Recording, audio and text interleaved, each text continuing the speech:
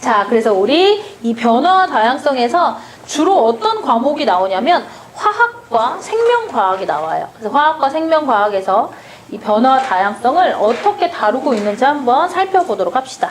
자, 첫 번째 보면 화학 반응과 산화 반응.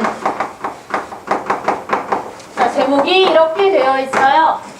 화학 반응이라고 하는 것, 그리고 산화환원 반응이라고 하는 것, 일단 뜻부터 보면서 공부해 보도록 합시다.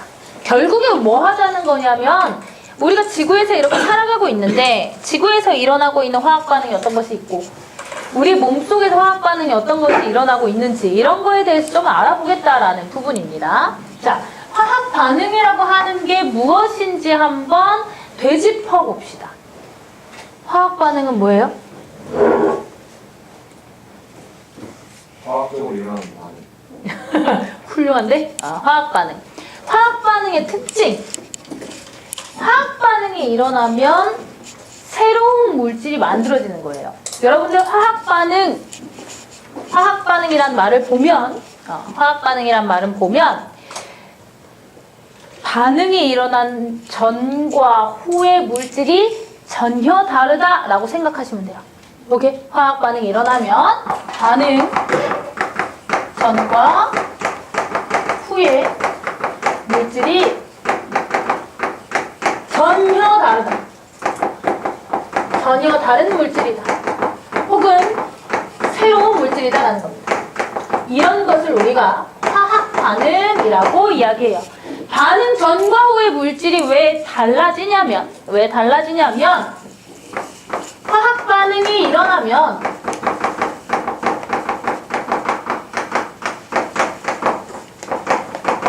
원자의 배열이 바뀝니다.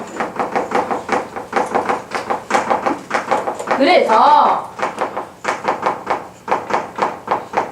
화학 반응이 일어나기 전과 후에는 물질의 종류가 전혀 달라지게 됩니다.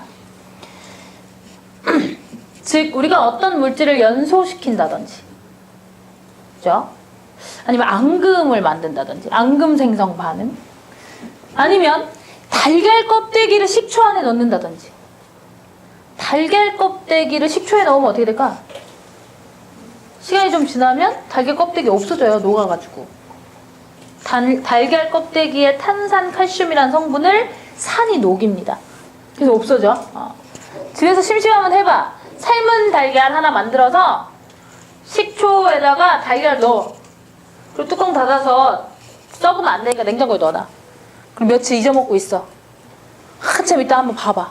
껍데기 없어졌어요. 먹어도 됩니다. 맛은 없겠죠. 시겠죠. 선생님이 이렇게 얘기하는 건 먹어봤다? 안 먹어봤다? 먹어봤다. 맛이 없더라고. 근데 먹어도 돼요. 죽진 않아. 달걀이랑 뭐 식초랑 냉장고에 오래 이렇게 일주일, 2주일씩 있어야 되는 건 아니기 때문에. 근데 녹인다라는 거죠. 그럼 봐. 달걀 껍데기가 없어져요. 그럼 뭐예요? 다른 물질이 된 거지. 식초가, 즉 식초, 산이죠? 산이 탄산칼슘을 녹인 거죠. 그런 것들이 화학 반응입니다. 이런 건 화학 반응이 아니에요. 물이 얼음이 되었다. 자, 물이 얼음이 된 걸 우리가 네 글자로 땡땡 변화라고 하지. 상태 변화는 화학 반응이 아니야. 그럼 무슨 반응일까 그럼? 왜 이렇게 똑똑해 오늘? 장난 아닌데? 물리 반응이 되는 거죠. 물리 반응 혹은 물리 변화가 되는 거죠. 화학 반응은 반응 전과 후의 물질이 전혀 달라야 됩니다. 자, 그래서 오늘 우리가 어떤 거에 대해서 배울 거냐? 이 화학 반응에서 여러분들 1번 봅시다. 지구와 생명의 역사를 바꾼 화학 반응이 어떤 것들이 있는지를 한번 알아보자라는 거예요. 지구와 생명의 역사를 바꾼 화학 반응. 제일 먼저 나올 게 뭐가 되겠어요? 광합성과 호흡이 되겠죠?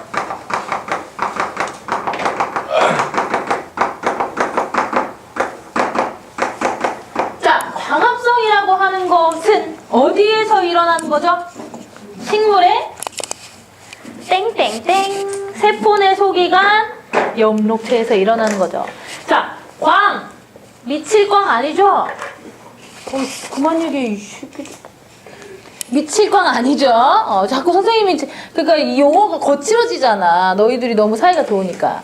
빛광이죠. 빛으로 합성하는 거예요. 자, 그러면 저번 주에 배웠던 거 한번 복습해 봅시다. 광합성은 동화작용입니까? 이화작용입니까? 어떻게 해야 되지? 저렇게 장난치고 둘이 이렇게 노는데 대답을 이렇게 잘해.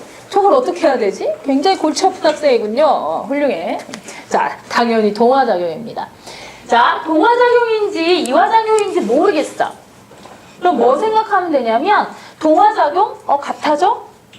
같이 살아? 커지는 거야. 동화작용? 같아져. 커지려면, 입자가 커지려면, 큰 분자가 되려면 에너지를 흡수해야 될까? 방출해야 될까? 흡수해야 되겠죠? 그지? 그렇게 생각하시면 돼요. 그럼 광합성은 어떻게 하는 거냐? 보자. 물이랑 이산화탄소를 이용해요. 이것으로 뭐를 흡수하죠? 비대너지를 흡수해요. 그래서 어디서? 미쳤어? 왜 내 미토콘드리아라고 그러니까 다 따라하는구나. 정신 차려. 저한테 하는 말이에요. 염록체에서 사실 미토콘드리아 너무 좋아하나 봐. 염록체에서 무엇으로 바꿔내는 거예요? 포도당. 그리고 포도당만 만드는 것이 아니라 뭐를? 산소를 만들어낸다는 거죠. 이것이 광합성 과정이 됩니다. 여기서 빛 에너지를 뭐 하는 거야? 흡수하는 거죠. 그러니까 이 반응 에너지를 흡수하고 봐봐. 이산화탄소는 작은 분자죠. 이산화탄소가 뭐가 됐어? 포도당. 포도당 화학식은 하나 외워놓으면 되게 멋있긴 한데 별거 아니거든요. 6, 12, 6이에요. 별거 아니지, 그지? 어차피 이제 이런 건 알잖아. 당이라는 건 탄수화물이죠? 탄수화물, 탄소, 수소, 탄소로 이루어져 있다. 뭐 어려워? 그리고 우리 조씨 있는데, 그지? 6, 12, 6 이렇게 외워. 알겠죠? 자, 이렇게 커다란 분자가 돼요. 무슨 작용이다? 동화작용이다 라는 겁니다. 이것이 광합성이에요. 근데 호흡은 또 어떻게 외웁니까? 뭘 외워? 둘 중 하나만 외우면 돼요. 그지? 둘 중 하나만 외우면 돼. 호흡은 뭘 하는 거냐? 호흡은 아래쪽에 써볼게요.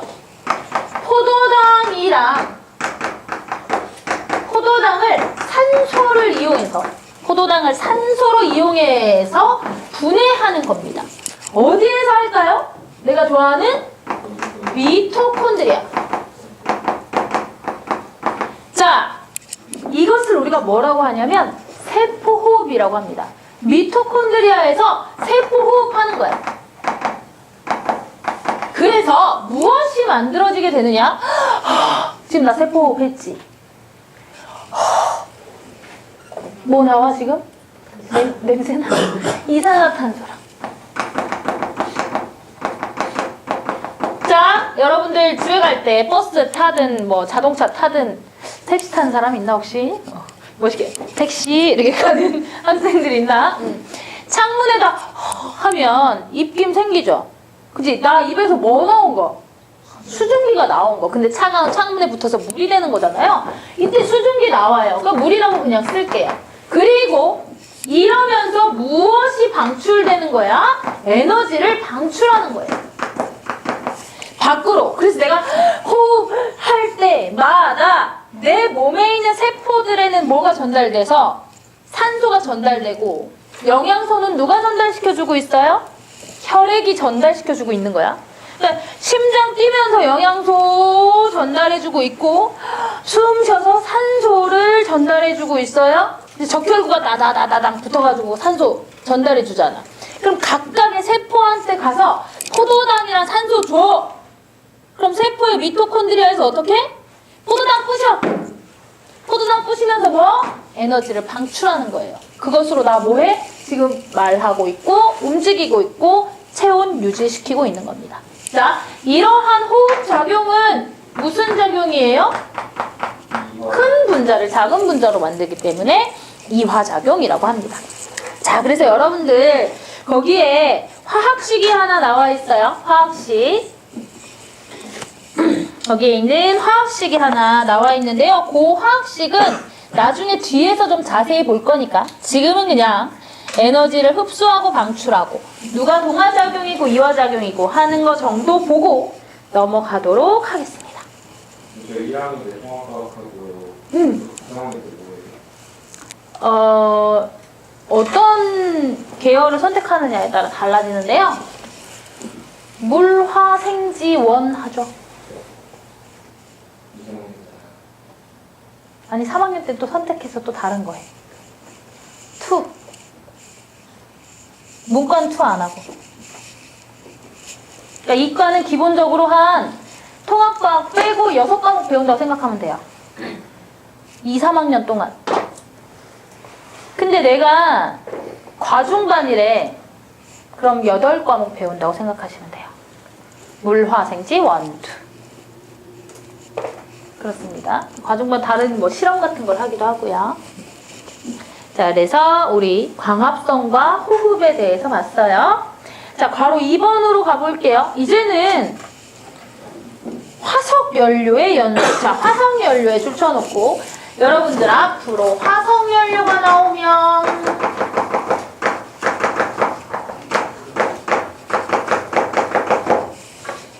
이렇게 기억하세요.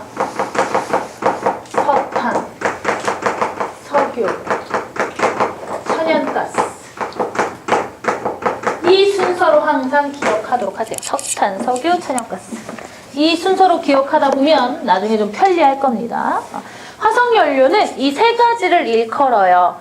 그래서 화석연료라고 하는 건 탄소와 수소가 대부분으로 되어 있는 연료를 화석연료라고 합니다. 그래서 화석연료 하면 머릿속으로 석탄, 석유, 천연가스. 그래서 탄소와 수소가 주성분이다라는 거 기억해 주시면 되겠어요. 자, 탄소와 수소가 주성분이기 때문에 연소시키면 무슨 일이 일어나느냐. 여러분들, 연소가 뭐예요? 연소. 세 글자로 얘기해봐. 오, 맞아, 그거야. 크게 얘기하지 그랬어. 타는 것. 그지? 타는 것은 우리가 세 글자로 얘기하면 타는 것. 조금 자세히 말해봅시다. 타는 것은 그럼 뭐예요?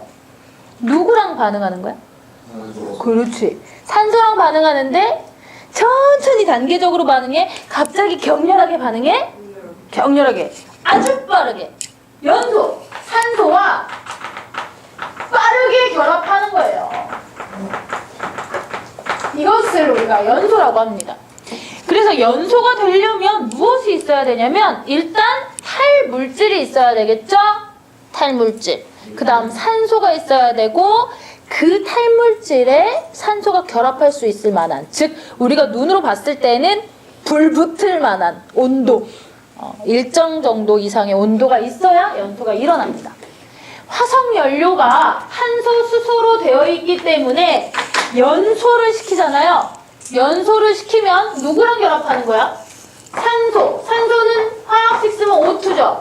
산소, 수소가 주성분인 화석연료를 산소랑 결합시키면 어떤 성분이 나오게 되냐면, 즉 연소 생성물이 누가 되냐면, 너무 쉬워. 산소랑 탄소 결합해서 생기는 거. 그렇지, 이산화탄소. 아, 그렇죠. 수소랑 산소가 결합해서 물이 만들어져요. 물론 이것은 연소가 완전하게 이루어졌을 때의 얘기예요. 이상적으로 화석연료랑 산소가 다 반응했을 때의 얘기야. 우리 일상생활에서는 이렇게 잘 되지 않습니다. 그래서 이렇게 이 가스, 집에서 가스를 써서 요리를 하거나 하면 항상 뭘 시키라고 해요? 환기를 시키라고 하죠. 그 안에는 물론 천연가스 우리가 쓰고 있지만 다른 나쁜 물질들도 많이 들어있어서 환기를 시키라고 하는 거고요. 산소랑 탄소, 수소가 주성분인 이런 연료가 완전하게 반응하는 걸 완전 연소라고 하는데, 그건 이상적인 상황에서나 일어나는 일이에요. 그래서 이산화탄소만 만들어지는 게 아니라 평상시에는 막 일산화탄소도 만들어지고 다른 물질들도 만들어서 그런데 우리 여기에서는 연소 생성물 대표적으로 요거요다라고 생각하시면 됩니다. 완전하게 연소가 됐을 때 이런 걸 화석 연료라고 이야기합니다. 화석 연료는 지금 인간이 이 화석 연료를 굉장히 많이 쓰고 있는데요. 화석 연료가 없었으면 사실 이런 발전이 있기 힘들었겠죠. 쌤, 이 순서대로 좀 알아두라라고 하는 것도 우리가 인류가 써온 순서예요. 석탄 먼저 쓰고 석유 쓰다가 천연가스 지금 쓰고 있는 거예요. 사실 이 천연가스는 앞에 천연이 붙어 있으니까 되게 막 무공해 막 이런 느낌이잖아요. 이제 버스 뒤에 서 있어봐. 버스가 천연가스를 연료로 하거든요. 버스 뒤에 이렇게 냄새 맡아봐. 버스 지나가면 냄새 맡아봐. 친환경적입니까? 아니죠. 그냥 이름을 이렇게 붙인 거야. 석유나 석탄에 비해서 오염물질 덜 나오긴 해요. 석유로 자동차가 가는 것, 그 다음에 뭐 석탄으로 가서 나오는 물질들에 비해서는 오염물질이 덜 나오긴 하는데, 선생님 생각엔 요새 말로 약간 에바인 것 같아. 이 에바도 좀 지났지, 얘들아. 한 5년 전부터 들은 것 같은데. 천연가스는 좀 오해를 불러일으킬 소지가 있는 것 같아요. 전혀 천연스럽지 않은데, 그지? 천연가스 어떻게 만들어지냐면, 석유를 우리가 뽑아내잖아요. 그때 석유 뽑아낼 때 석유 위쪽의 공간에 차 있는 기체가 천연가스예요. 그래서 석유를 뽑아내는 유전에서는 천연가스도 같이 뽑아낼 수가 있습니다. 이런 것이 화석연료다. 인간이 생명체가 만들어지고 이런 과정 이후에 인류가 살아가면서 이 우리의 문명을 발달시키는데 현대에서 굉장히 중요한 역할을 한 게 바로 이 화석연료가 되죠. 그런데 지금은 화석연료가 좀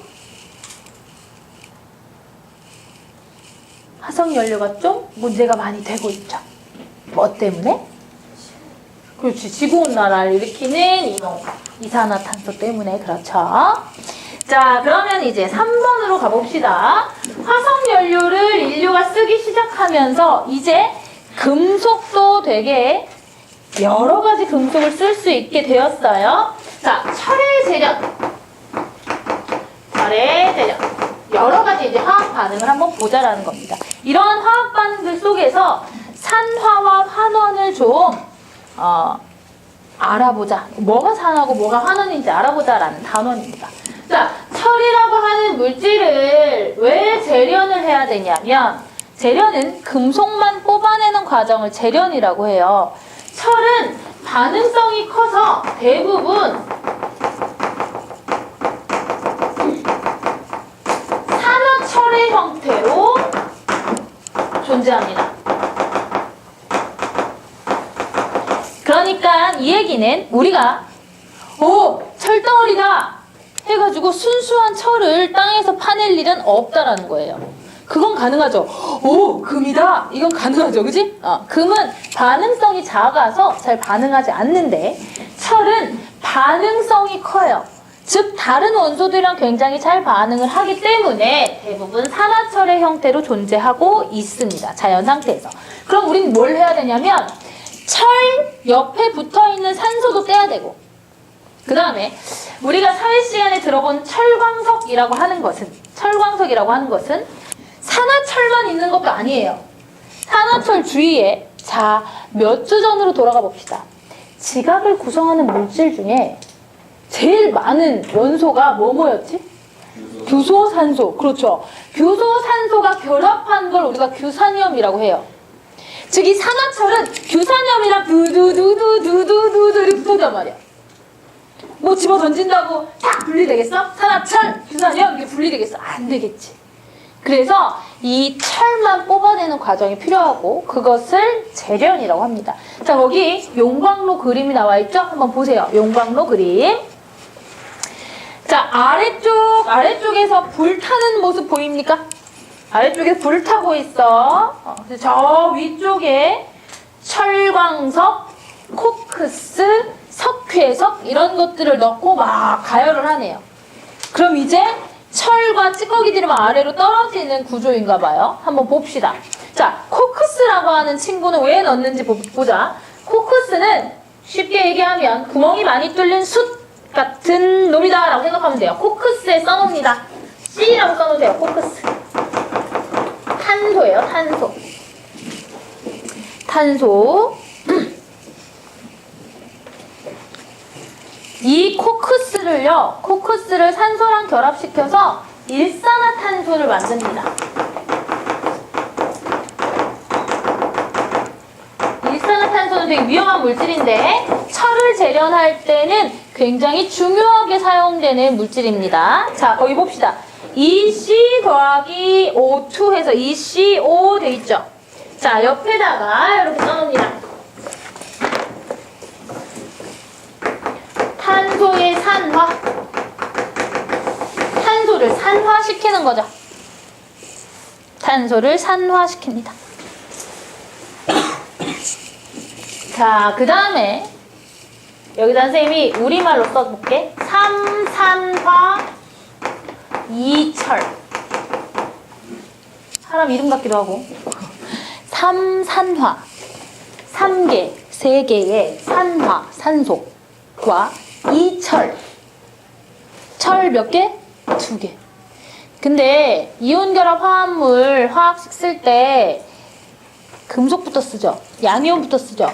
그래서 이철이니까 철이 2개요? 알았어. 삼산화, 산소가 3개요? 산소가 3개요. 이렇게 쓰는 겁니다. 그러니까 우리는 이걸 쓰는 것도 쓰는 건데 얘를 보고 있잖아. 삼산화 이철이라고 읽을 수 있으면 더 좋고요. 근데 이런 걸 딱 봤는데 모르겠어. 산소랑 누가 결합해 있는데 막 숫자가 너무 이상한 거야. 그럼 어떻게 하면 되냐면 산소랑 결합했어? 산화 하면 돼. 산화, 철 그냥 이렇게 하면 돼요. 여러 가지 비율로 결합한 산화철이 있지만 그냥 다 통틀어 산화철이라고 부를 수 있거든요. 긴장하지 말고 산화철 이렇게 부르시면 됩니다. 자, 이 삼산화 이철과 일산화탄소를 반응시킬 거예요. 그럼 어떤 일이 일어나냐면 화학식이 지금은 중요한 게 아니야. 이 과정을 이해하는 게 중요한 거야. 삼산화 이철과 일산화탄소를 반응시키잖아요. 그럼 어떤 일이 일어나느냐? 이 일산화탄소가 삼산화 이철의 산소를 뺏어. 이해돼요? 뺏어. 그래서 철과 일산화탄소가 산소를 빼앗아서 이산화탄소가 됩니다. 그럼 이 과정을 봅시다. 삼산화 이철은 원래 산소랑 뭐하고 있었어? 결합해 있었죠? 삼산화 이철이 뭐가 된 거예요? 철이 된 거예요. 철은 화학식 어떻게 써? Fe 이렇게 쓰지. 이렇게 된 거야. 산소가 붙었어? 떨어졌어? 떨어졌어요. 그럼 이 과정 뭐야? 환원이 되는 거예요. 자, 그래서 여러분들이 이 화학식 옆에다가 이렇게 써줍니다. 산화철의 환원. 산화철의 환원. 이런 과정을 통해서, 크게는 이런 과정을 통해서 철을 재련합니다. 그런데 선생님 처음에 이야기했듯이 산화철만 철광석 안에 존재하는 게 아니라 산소와 교소가 결합한 상태의 규산염들이 막 같이 붙어 있어요. 그 규산염들을 완벽하게 제거하기 위해서 이 철광석 코크스 말고도 뭘 넣어주느냐? 석회석을 넣어주는 거예요. 석회석을 넣어주면 이 규산염 물질을 석회석이 데리고 찌꺼기를 만들어서 덩어리가 돼서 밖으로 배출이 됩니다. 그 과정 한번 봅시다. 자, 석회석의 역할 보세요. 석회석의 역할. 이거 읽고 넘어갈게요. 열분해되어 생성된 산화칼슘이 석회석을 넣고 열을 가하면 산화칼슘이 생긴다는 거예요. 철광석 속에 이산화교소에 줄치고 규산염 물질 이렇게 써주면 돼요. 규산염 물질.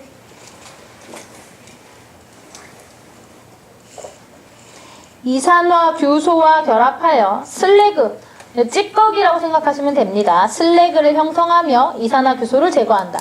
자, 그래서 산화칼슘과 이산화규소가 결합한 그 물질을 우리가 슬래그라고 부르는 거예요.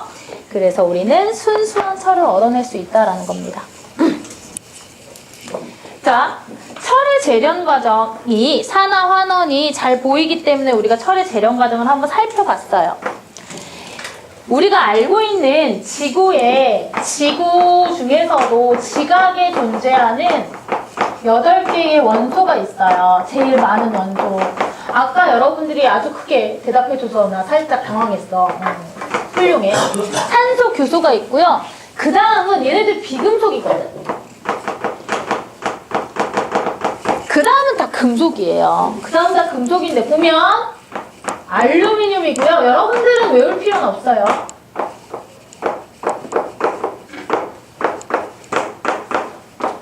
요 뒤에 있는 애들은 암석에 이제 많이 들어있습니다. 얘들도 마찬가지고. 그래서 봐봐. 여기서 우리는 칼슘, 나트륨, 칼륨, 마그네슘은 덩어리진 금속으로 우리가 볼 일이 거의 없어. 화학 실험실에 가지 않는 한. 얘네들이 있잖아. 그냥 바깥에 놔두면, 이런 공기 중에 놔두면 표면이 눈에 보일 만큼 까매져요. 진짜 반응성이 좋아. 산소랑 아주 순식간에 반응을 하거든요. 그래서 여러분들 알칼리 금속 어디에 넣어서 보관한다고 그랬어요? 갈색병? 갈색병은 질산. 알칼리 금속 산소와 물과 너무 잘 반응해서 여기에 넣어서 보관한다고 그랬죠. 그래서 기름, 석유에 넣어서 보관하는 게 알칼리 금속이죠. 칼슘이나 마그네슘도 알칼리 금속이랑 성질이 굉장히 비슷해요. 그래서 얘네들은 이렇게 금속 덩어리로 잘 못 씁니다. 알루미늄이나 철은 되게 많이 쓰죠. 근데 지금 손에 다 철 들고 있잖아. 안 들고 있네. 연필을 들고 있으면, 볼펜을 들고 있으면 다 철 들고 있는 거잖아요. 그지? 철이 조금은 들어있어. 샤프에도 들어있고 볼펜에도 들어있고. 자, 그럼 알루미늄 되게 많죠. 요것도 알루미늄으로 돼 있어요. 이 판 뒤도 알루미늄으로 돼 있고, 창 틀이라든지 문, 우리가 잘은 모르지만 우리 몸에 지니거나 갖고 다니는 여러 가지 금속 용품 중에는 알루미늄 위에 뭐 도금을 한다든지 뭘 씌워서 하는 것들이 굉장히 많아요. 왜냐면 알루미늄은 굉장히 가벼운 금속이고 단단하기도 하고 그래요. 비행기의 이 몸을 비행기 동체라고 하는데, 비행기 동체를 만들 때도 알루미늄 합금을 씁니다. 가볍기 때문에. 이렇게. 알루미늄이나 철이 지강에서 제일 많은 원소죠. 그러면 생각을 해봐. 알루미늄이 지강이 제일 많으니까 인간은 뭐부터 썼어야 되냐면 알루미늄부터 썼어야 돼요. 그죠? 그런데 알루미늄부터 쓰지 못합니다. 인간은 뭐부터 쓰기 시작했냐면 금부터 쓰기 시작해요. 근데 금은 되게 멋지잖아. 그치? 막 반짝반짝 빛나고. 그리고 진짜 적어요, 금은. 금은 굉장히 적어. 존재하는 양이. 그러니까 비싸겠죠. 금이 얼마나 비싸냐면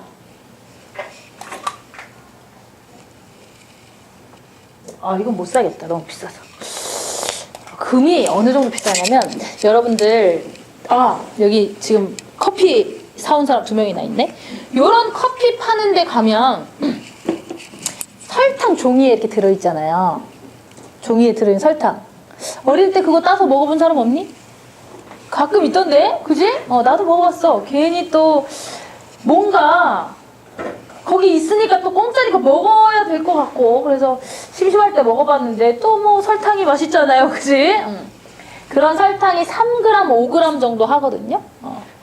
그 설탕만큼의 질량의 금을 사려면 20에서 30만 원이 필요합니다. 그러니까 3g 정도의 금을 사려면 20만 원이 필요해. 말이 돼? 너무 비싸잖아. 왜 그렇게 비싼 거야? 적어서 비싼 거예요. 지구에 많지 않기 때문에 비싼 거예요, 금이. 금을 그러면 왜 제일 처음 썼을까? 금은 반응성이 작아요.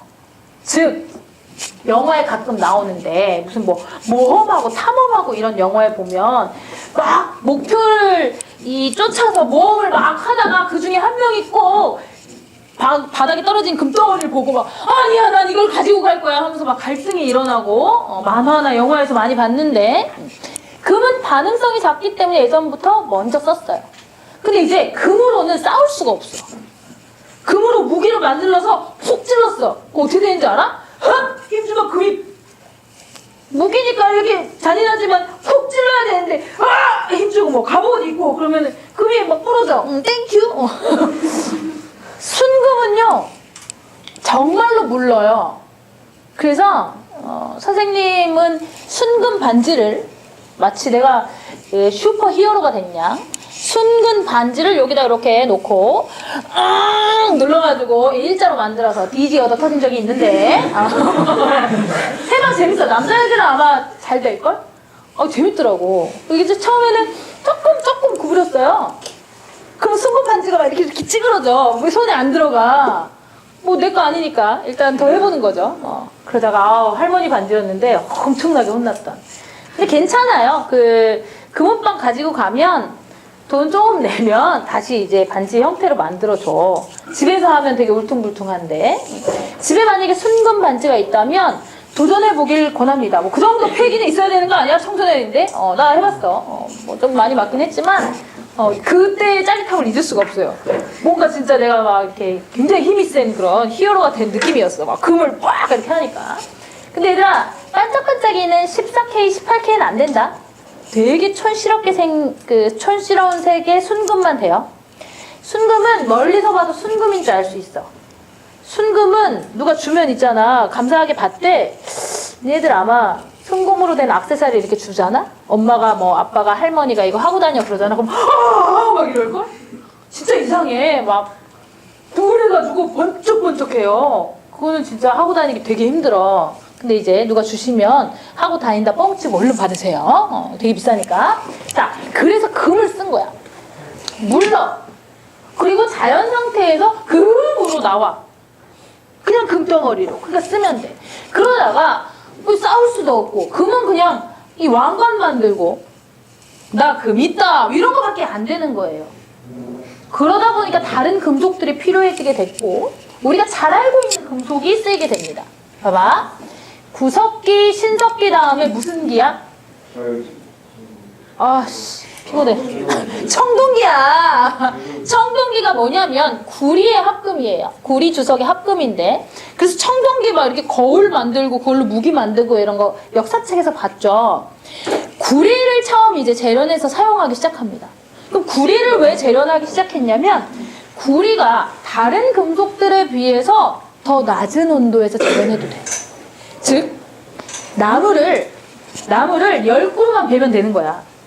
구리 무기를 만들기 위해서.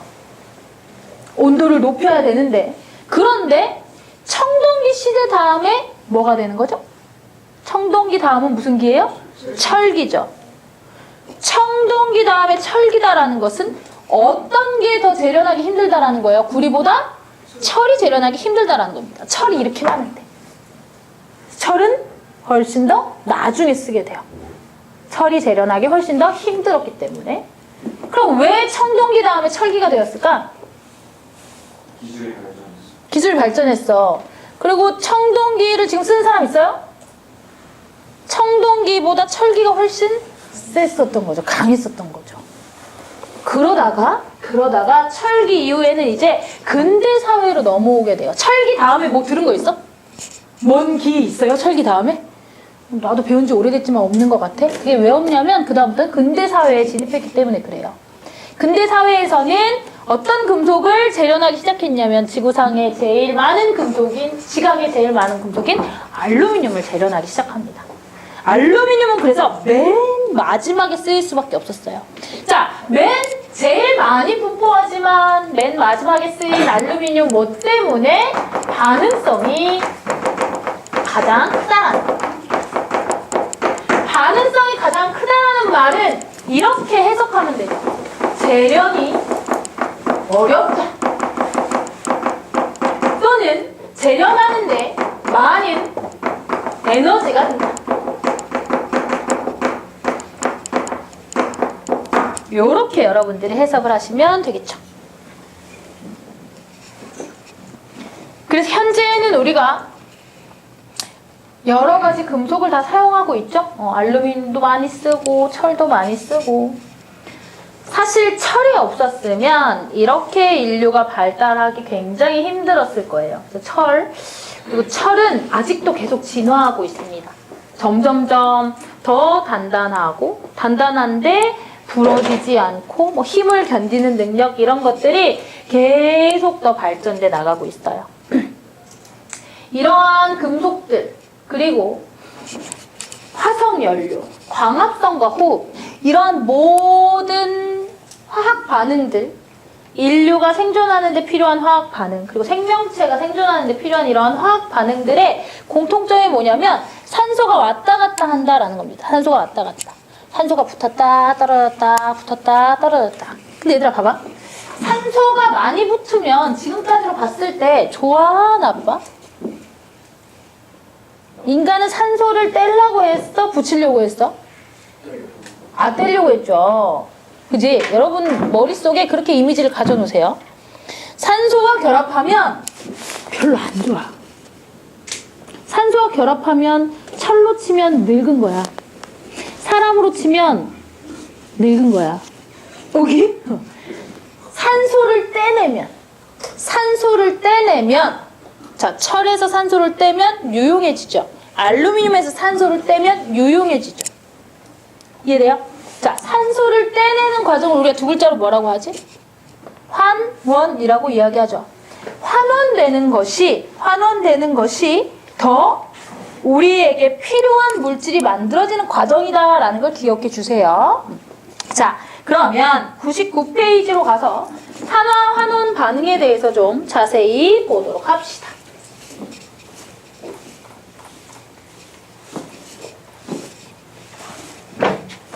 산화 환원 반응. 자, 여기 있는 부분 99페이지에 있는 부분 아주 간단하게 하고 넘어갈게요.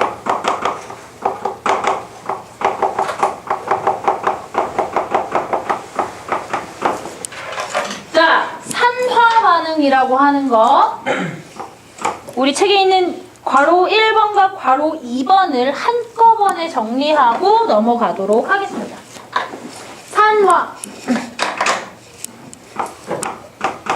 산화 산소랑 결합하는 거예요. 즉 산소를 얻는 거예요. 산소랑 결합하는 거니까 산소를 얻는 겁니다. 자, 산소를 얻는다는 건 여러분들 이렇게 한번 생각해 봐 주세요. 우리가 요 통합과학을 배우면서 주기율표를 배웠죠. 그지? 주기율표 배웠어? 산소가 몇 번이었어요? 6번이란 말이 나온 건 왜냐면 잘했어. 왜냐면 바깥 껍질의 원자과 전자 6개라서 6번 나온 거야. 8번 원자과 전자 6개입니다. 자, 원자과 전자가 6개인 산소 원자는 뭐가 필요할까? 전자 2개, 그지? 그럼 산소 원자 입장에서는 주위에 있는 물질로부터 전자를 어떻게 해야 돼? 얻어야 돼. 그지? 자, 주위에 있는 물질이 얘나야. 내가 산소야? 전자를 얻었어. 그럼 너는 전자를 잃었어? 얻었어? 내가 산소라서 너한테 전자를 2개 받아갔어. 너 전자 잃었어. 그지? 봐봐. 산화라는 건 산소를 얻는 거죠. 산소를 데리고 왔어. 야, 너 이리 와. 나랑 같이 있자. 그럼 산소한테 난 뭘 줘야 돼? 무조건? 얘가 원하는 건 뭐야? 산소가 원하는 건. 전자 2개. 산화라고 하는 것은 산소를 얻는 것이면서 전자를 잃는 거야. 이거 이해할 수 있겠어요? 산소랑 결합한다라고 하는 말은 산소한테 전자를 몇 개 준다? 2개를 준다라는 거야. 혹은 산소와 전자 2개를 공유한다라는 거예요. 오케이? 산화라고 하는 건 그래서 이 두 가지를 여러분들이 꼭 기억해 주셔야 돼요. 산소를 얻는 거고 전자를 잃는 거다라는 거. 자, 가끔 산화환원 반응을 수소로 이야기하기도 하는데 그거는 여기에서 다루지 않고 산소랑 전자를 가지고만 이야기하도록 할게요. 자, 그 다음 환원 반응 볼게요. 환원 반응. 자, 환원은 산소를 어떻게 하는 반응이다? 이런.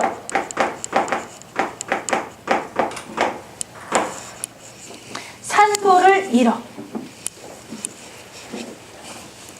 산소를 잃는다라고 하는 것은 산소가 나와 결합해 있다가 다른 놈 찾아간다라는 뜻이죠. 다른 물질과 결합해서 나가는 거야.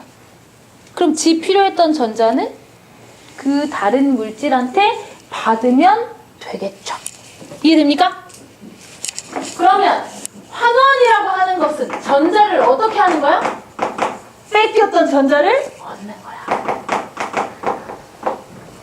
자, 우리가 산소만 가지고 여태 산화 환원을 이해했다면 이제는 전자까지 생각하셔야 됩니다.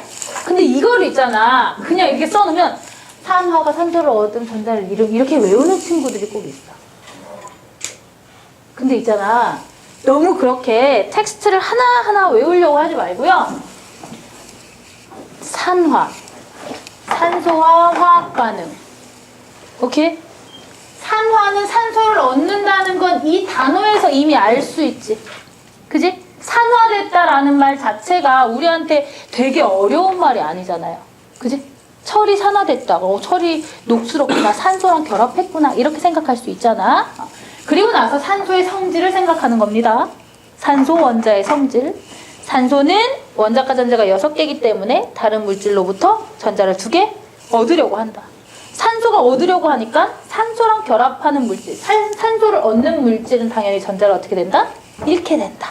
요런 패턴으로 생각을 하시는 게 훨씬 더 좋습니다. 아시겠죠? 자, 그러면 산화 환원 반응, 거기에 있는 예시들 한번 보도록 합시다. 동그라미 1번. 산화 반응. 예 볼게요. 붉은색 구리를 가열하면 구리가 산소를 얻고 산화되어 검은색 산화구리 2가 된다. 검은색 산화구리 2가 된다. 여기 이렇게 SGSG 이거 고체, 기체. 구리 옆에 S는 고체. O2 옆에 G는 기체. 그 다음에 환원 반응의 맨 끝에 보면 H2O하고 L이라고 돼 있죠? 액체. 이렇게 생각하시면 됩니다. 자, 그래서 누가 산화됐느냐? 화살표 잘 보세요. 구리가 무엇으로 산화된 거예요? 산화구리로 산화된 거다. 여기서 산화된 물질이 누군가요? 구리가 되는 겁니다. 구리가 된다. 자, 그 다음 환원 반응의 예시, 화학 반응식으로 바로 봅시다. 산화구리가 구리가 되면서 환원됐죠. 얘들아, 이 식에서 우리가 봐야 될 것이 산화구리는 산소를 잃어서 구리가 됐어요. 그죠?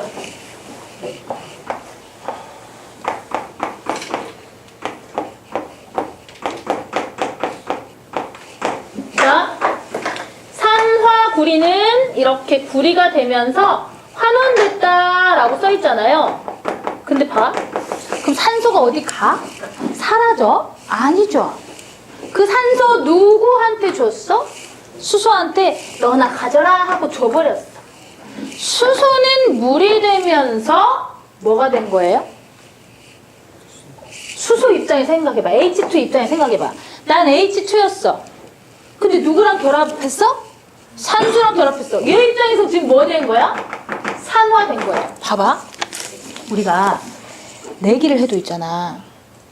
선생님 며칠 전에 농구공 그거 넣는 거 있지, 게임. 그거 내기를 해서 져가지고 3,000원을 잃었는데. 짜증나, 씨. 점수도 몇 점 차이 안 나. 한 개만 넣었으면 이기는 건데, 씨. 그런데, 봐봐. 내가 3,000원을 잃었지. 그러면 나랑 같이 그 게임을 한 누군가는 얼마를 땄어? 3,000원을 땄겠지. 그 사람이 나 2,000원밖에 안 땄는데 그러면 이게 지금 문제 심각해지는 거지. 그치? 문 잠그고 머리끄댕이 잡아야겠지. 그치? 내가 3,000원을 잃었으면 친구가 3,000원을 땄을 거 아니야. 이해돼? 똑같아. 얘가 산소를 잃었지. 그럼 그 산소가 없어지지 않는다고요. 그럼 그 산소는 누군가가 가져간다고. 산소끼리 결합하거나. 이해됩니까? 자, 이것을 여러분들이 항상 기억해 주셔야 되는데 산화와 환원 반응은 그냥 각각 일어나는 게 아니에요.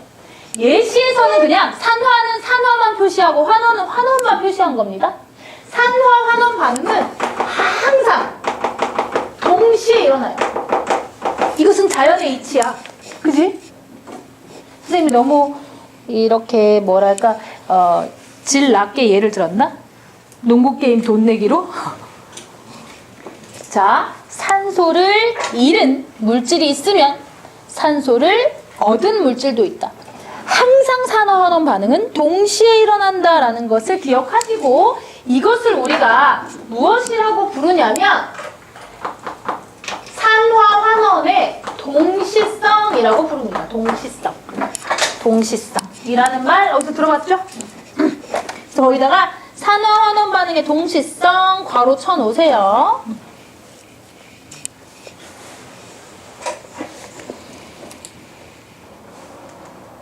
자, 그런데 만약에 산소가 없는 경우에 어떻게 할 거냐? 산소가 없는 경우에 괄호 2번에 동그라미 1번 보세요. 산소가 없어. 전자의 이동으로 설명한다라는 겁니다. 자, 산화. 전자를 어떻게 하는 반응? 잃는 반응. 환원, 전자를 얻는 반응이다. 옆에 있는 얘 보세요. 2Na 더하기 Cl2 2Na 플러스 더하기 2Cl 마이너스. 이거 뭐 만들어지는 과정이에요? 염화 나트륨 만들어지는 과정이죠. 그지? 염소 기체에 있는데 나트륨, 금속 넣으면 빛을 내면서 염화 나트륨 만들어진다고 했잖아요. 그 과정입니다. 자, 나트륨 원자는 나트륨 이온이 되면서 전자를 얻었어요? 잃었어요? 전자를 봐봐. NA가 Na 플러스가 되면서 전자를 어떻게 한 거야? 잃은 거잖아, 그지? 이해되죠? 전자 잃은 거지? 그럼 전자를 잃었어. 거기다가 괄호에다 써보세요. 전자 잃음. 전자 잃음. 전자를 잃으면 무슨 반응입니까?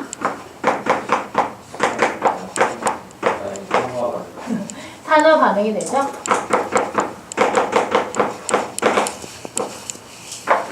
자, 위쪽에 돼 있지? 이렇게 됐다라는 거예요. 전자를 잃었죠. 그럼 뭐? 산화가 되는 거죠. 그 다음에 원래 염소 원자 공유결합하고 있던 염소 원자가 이렇게 이온이 됐죠. 그럼 얘는 전자를 어떻게 했어? 얻었죠? 이거는 환원이 되는 거죠. 오케이?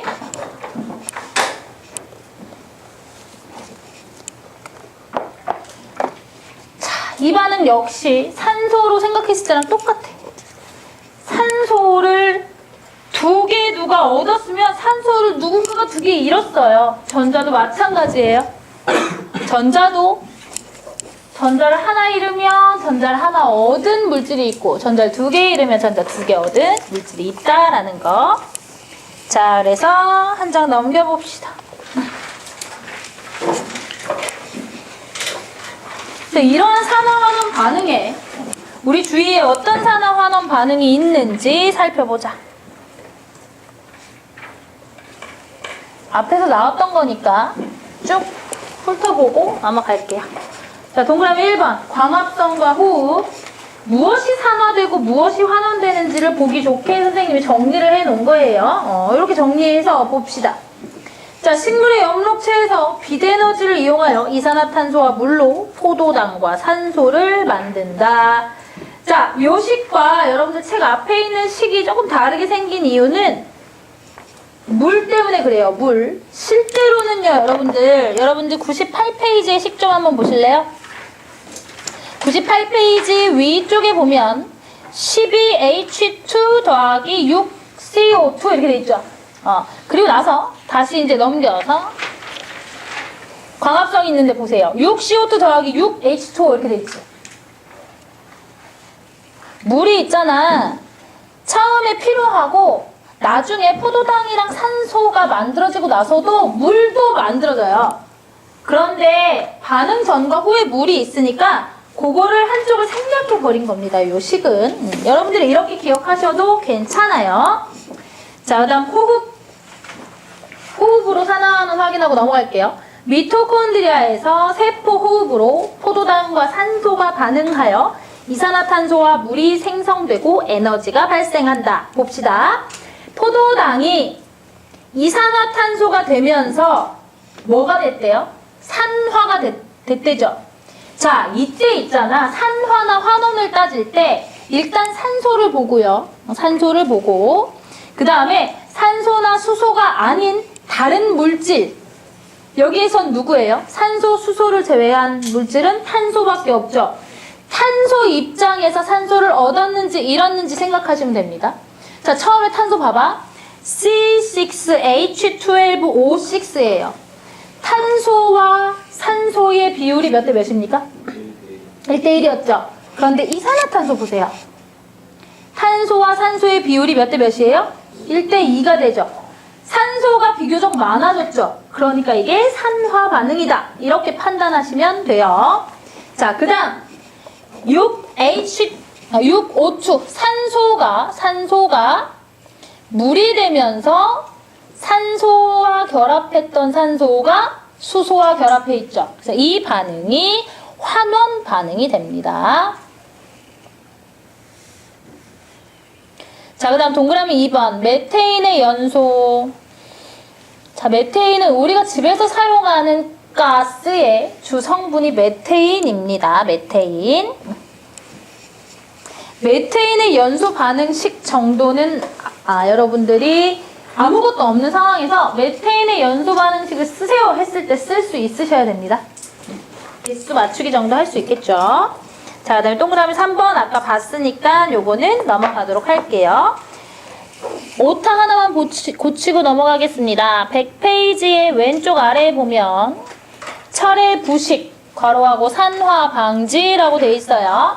자, 철이 잘 산화가 되기 때문에 우리가 철의 산화를 방지하기 위해서 여러 가지를 하는데 그 방법들이 쭉 나와 있습니다.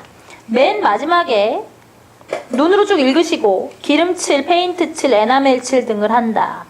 금속을 도금한다. 다른 금속으로 감싸는 겁니다. 도금. 그다음에 합금. 아예 철과 다른 금속을 녹여서 굳히는 거예요. 우리는 합금된 철을 가장 많이 사용하고 있습니다. 합금된 철이 얘가 우리가 쓰고 있는 스테인리스 강철이 되는 거죠. 그 다음 맨 밑에 음극화 보호예요. 음극화 보호.